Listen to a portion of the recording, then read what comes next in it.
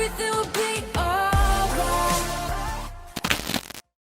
Hi everyone, it's Cece and welcome back to another week of City Youth Online. So before we dive into our second message in our Joseph series, I like to do a little activity with you guys. So an area and space in front of us when we watch our message. So I like you guys to look around your room, and see like if you have any pieces of garbage or recycling lying around that you can get rid of, that you haven't gotten to getting rid of it yet. So for me, I have this empty can of orange vanilla Coke. It's not actually that good, but here it is on my desk after I drank it this earlier today. And now I'm going to throw it out into the recycling. Okay, so congrats to y'all who don't have anything to throw away because you're a clean person. I really admire you for that. And now that our desks and spaces are cleaner, I'll just pray for us and then we can get into this week's message. So thank you, Lord, for gathering us all here today online in our own homes. Thank you that we're able to fellowship and talk with each other and for giving us this opportunity that we can meet weekly to discuss your word. I pray that as we get into worship and into the message and into small groups that we're able to just be comfortable and be focused on what you're trying to speak to us, and also to just have a good time learning more about you. I pray this in your precious name. Amen. See you guys next time.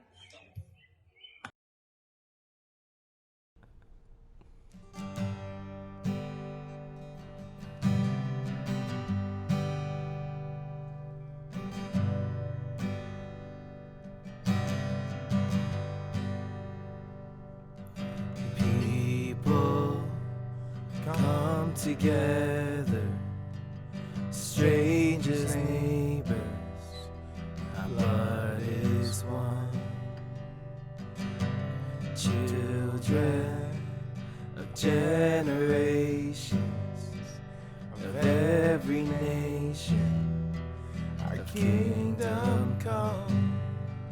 So don't let your heart be troubled. Hold your head up high, don't fear no evil. Fix your eyes on this one truth. God is madly in love with you. So take courage, hold on, be strong. Remember where our help comes from. Hey, oh, oh, oh, oh,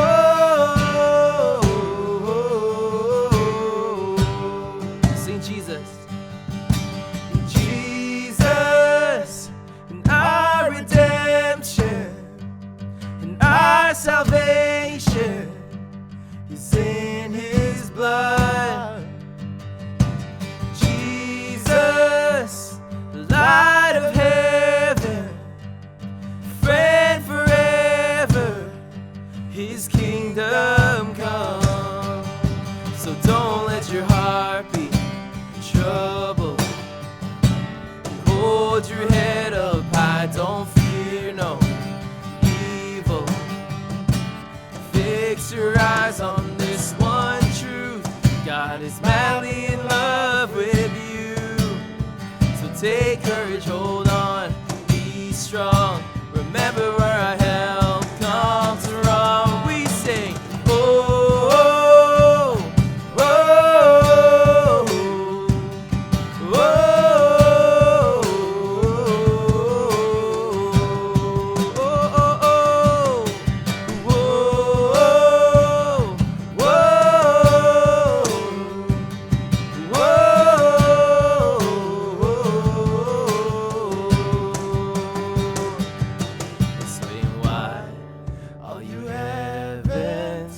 let the praise go up as walls come down. All creation, and everything with breath repeat the sound. All His children, clean hands, pure hearts, good grace, good God. His name is Jesus. Come on. You swing wide, all you heavens, let the praise go up as walls come down. All creation, everything with breath repeat the sound. All His children, clean hands, pure hearts, good grace, good God. His name is Jesus. Swing wide, you swing wide. All you heavens, let the praise go up as walls come down. All creation, everything with breath repeat the sound. All His children, clean hands, pure hearts, good grace, good God. His name is Jesus. Sing Jesus. Jesus, and our redemption, and our salvation is in His blood. Jesus, light of heaven, and friend forever, His kingdom come.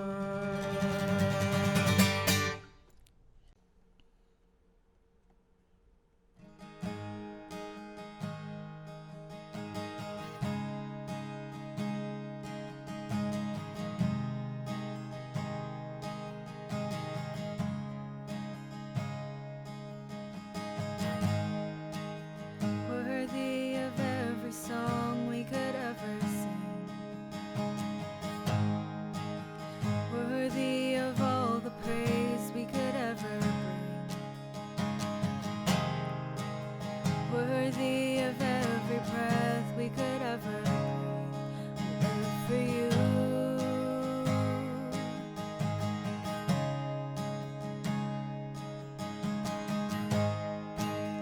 Jesus, the name above every other name.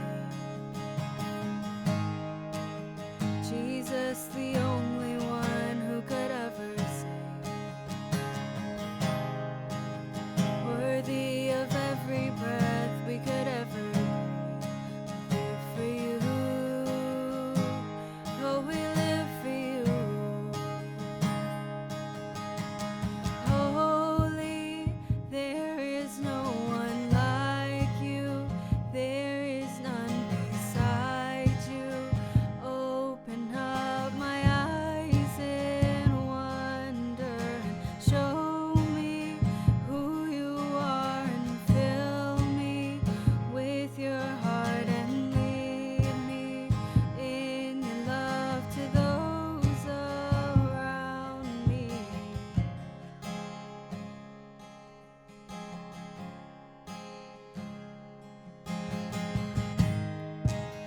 Worthy of every song we can ever sing.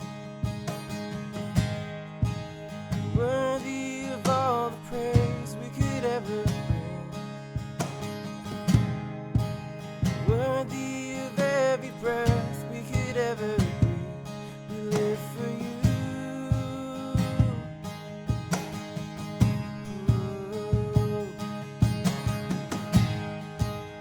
Jesus, the name above every other name. Jesus, the only one who could ever save. Worthy of every breath we could ever breathe. We live for you. Oh. And holy, there is no one like you.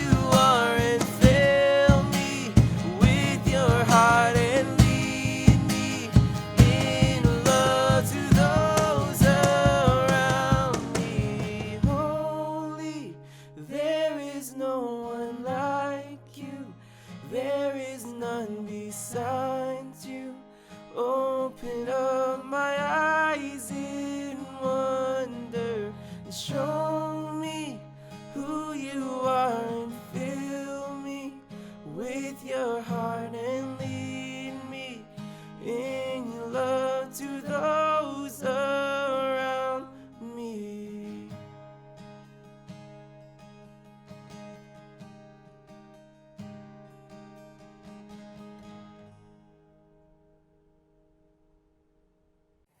Hello, City Youth. How you all doing? Hope you're good. Hope you're having a wonderful time. It's Solomon here. Hope you guys are amazing. If you are new and you're joining us for the first time, welcome. It is so good to see you. It is so good to have you here. If you've been with us, welcome. It's good to see you again. We want you guys to like, subscribe, click on the link below. I don't know how people do that. They just point down, but there's a link there. So Maxwell, just put a link there or do something. But yeah, just click on the link below, click on the like button and stuff like that, and just share it with your friends. We love having you guys. I also want to say a big thank you to everybody who come every single week. We know it's not easy. We just want to say thank you so much for being with us and being part of us as well. We do a small group session after this message. So if you'd like to be part of that small group experience, just send us a message, send us a link so that we can reach out to you and get you involved in that as well. Anywho, let's get started. So we are on our second week of a 5-week series on the bigger picture. We are looking at the life of Joseph, right? So last week, Cam talked about, when you can't see the bigger picture, remember the impact you have on your family. Now this week, right, we're going to be talking about when you can't see the bigger picture, remember that God is with you.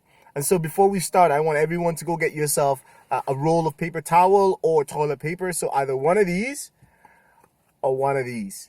And I know that your parents has a ton of these at home. Maybe some of these, but a ton of these at home because, a lot of people stocked up with with toilet paper for COVID. So you guys are bound to have one of these at home.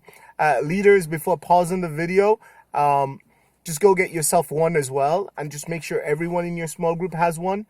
Also, you need a notepad and a pen. So you need one of these, a notepad and a pen, just to write stuff. You can also use a piece of paper and a pen. Doesn't have to be a notepad.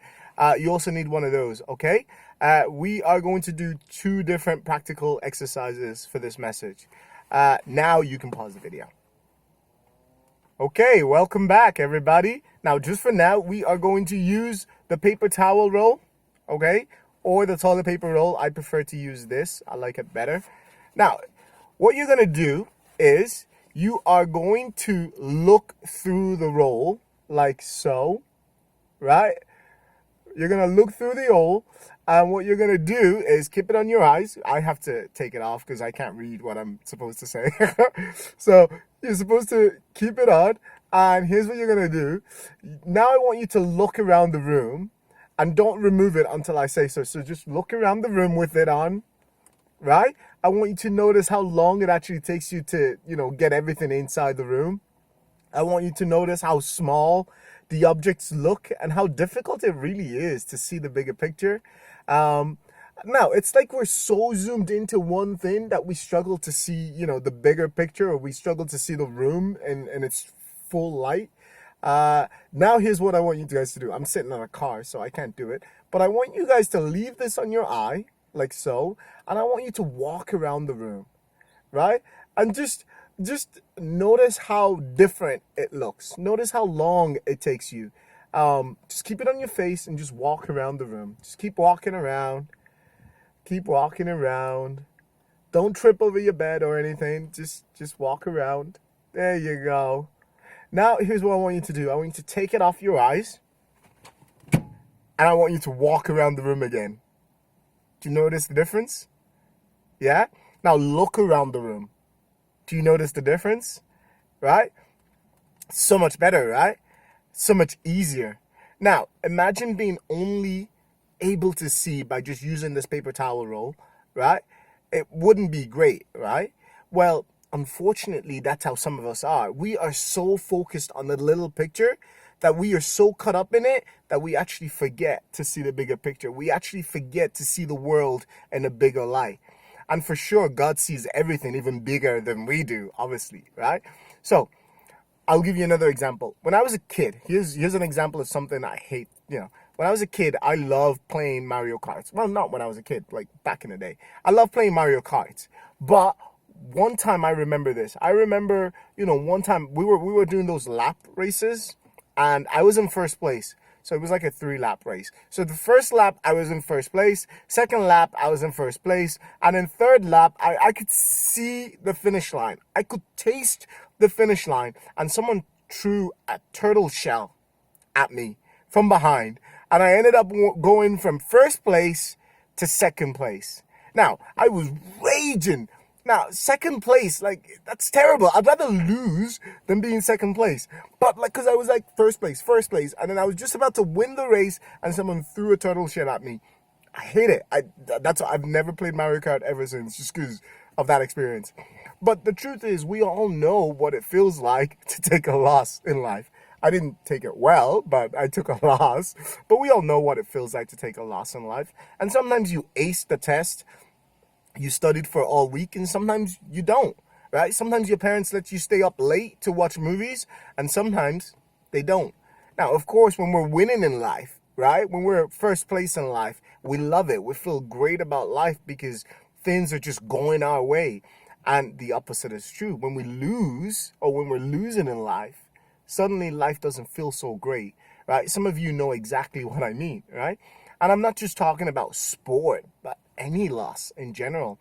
Maybe you have parents who are so critical or hard on you, or, they want you to be at home all the time. And even though you feel, at home, you can't seem to do anything right.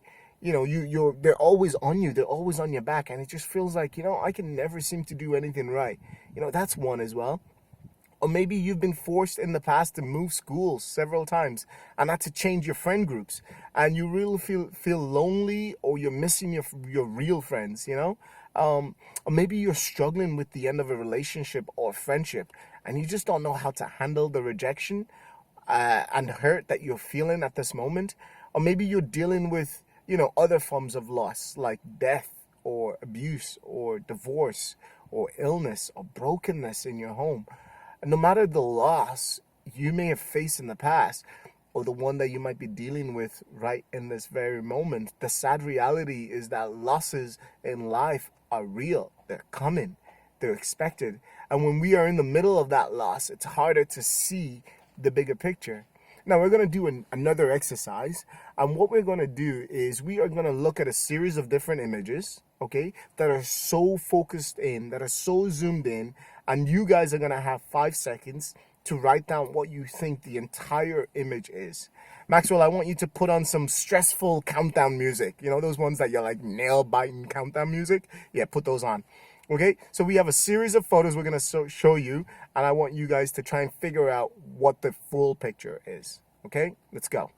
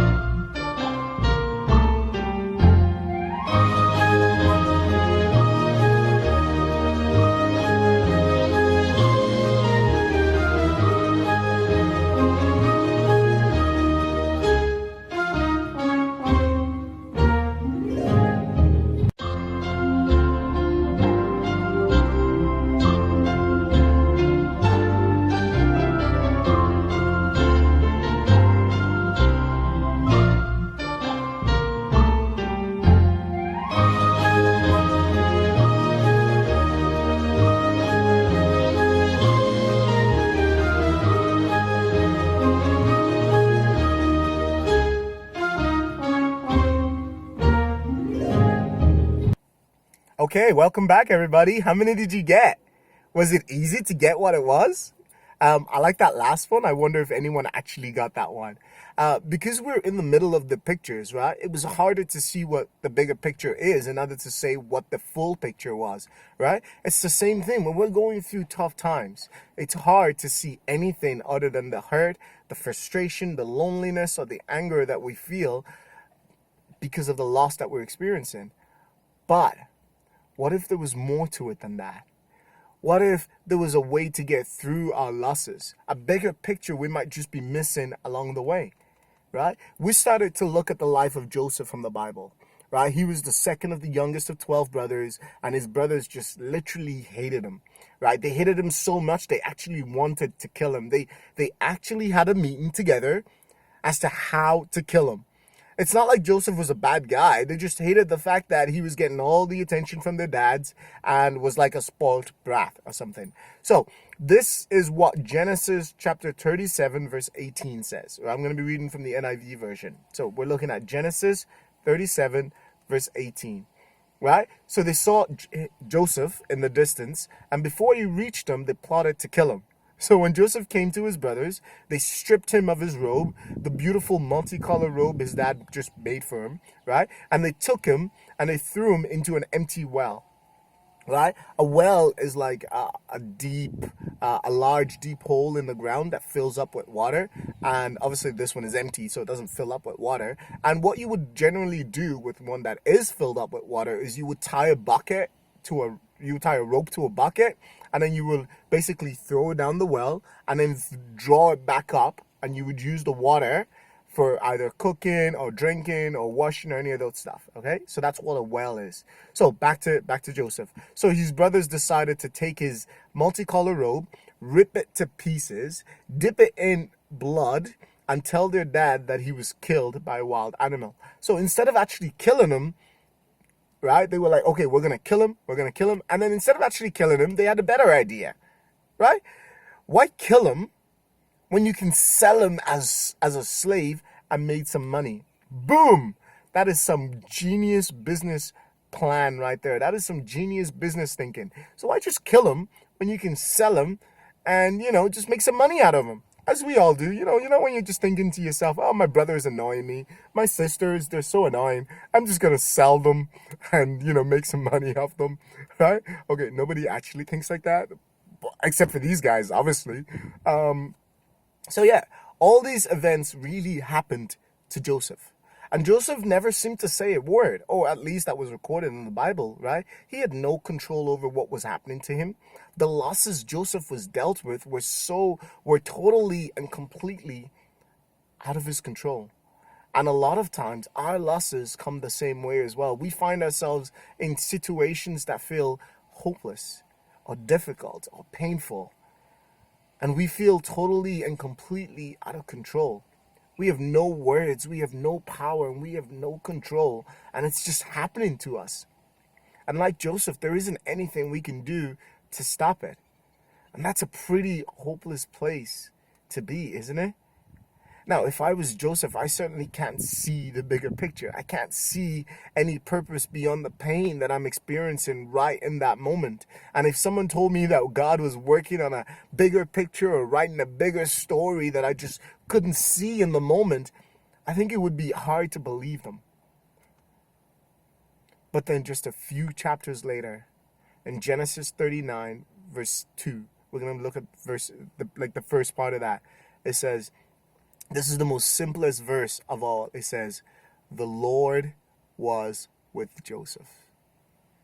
Genesis 39:2 says, the Lord was with Joseph. 5 words. That's it. When his brothers were attacking him, the Lord was with Joseph. When he was tossed up, right, into the well, the Lord was with when he was tossed down into the well, the Lord was with Joseph. When he was left for dead, the Lord was with Joseph. When he was sold into slavery, the Lord was with Joseph. Even when he couldn't see it. Even when Joseph didn't feel it. Even when Joseph had no idea what was going to happen to him next, the Lord was with Joseph. God was with Joseph. And that's the bigger picture I want you guys to see in the midst of your own pain today. Right? If you're going through any struggles, any pain, anything, just remember that God is with you. In whatever struggle you feel like you're in, God is with you. In whatever circumstance that just feels so out of control, just remember that God is with you. In whatever loss that you're facing in your family, in your life, right now, just remember that God is with you. Now, I want you to know that God could have stopped all of it from happening to Joseph, but he didn't. And yes, sometimes God steps in to stop bad things from happening, but sometimes he doesn't. But what God does, what he does, is that God steps into those crappy moments, those crappy times with you, and he never leaves you alone to go through it on your own. He's there with you. You are never alone. God is with you. So if you're facing a deep loss, if you're facing difficult circumstances or painful experiences right now in your life, here's what I want you to know. When you can't see the bigger picture, remember that God is with you. It's interesting, as we continue this, you're going to notice that when the life, as we continue into the life of Joseph, you guys are going to clearly notice that there's a part when Joseph finally reveals himself after he had become, the second in command in Egypt, right? I'm ruining the story, but you probably heard the story multiple times. But when he became the second in command next to Pharaoh in Egypt, right? He turned to his brothers, and he says, what you guys meant for evil, what you guys meant to destroy me, to kill me, to eradicate me, to remove me, God meant for good. What you guys meant for evil, God meant for good.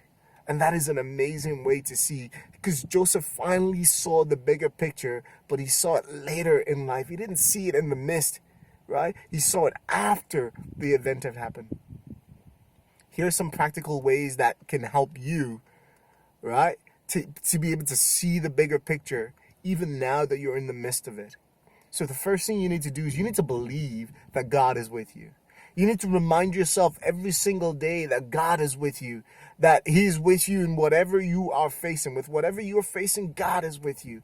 You guys should say it out loud and say, God is with me. Write it on your bed or in the bathroom, before you wake up in the morning, just when you're lying in bed, just be like, God is with me. And then just put that in you and be like, yeah, God is with me. And just do it day after day. Just relax and chill and just be like, God is with me. Next, I want you to look for God's presence to prove that he's with you, right? God shows himself to us in so many ways. He shows himself through music, maybe through the songs that we do before the message starts, right? Through nature, through his word, the scriptures, right? Through friends and family, and just the messages that we're given and our small group experience. God shows himself to us in that. And the other thing that God does is he also speaks into our heart.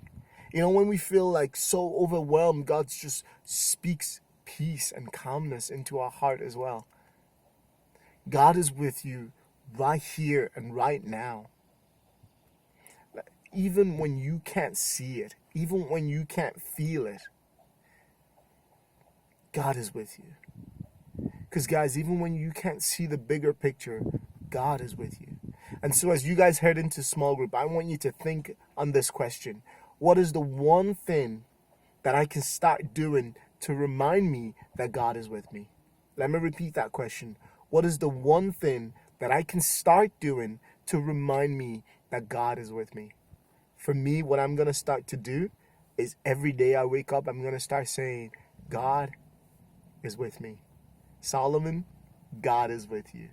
And I'm just going to say that to myself just before my feet even hit the ground. I'm going to say that. God is with me. Come up with whatever you want to do. Instagram, Facebook, whatever. Come up with it and just let your small group leaders know. We would love to help you out. Guys, have a wonderful day. Enjoy small group. I'm just going to remind you of that question again. It is, what is the one thing I can start doing to remind me that God is with me? See you, City Youth. Bye.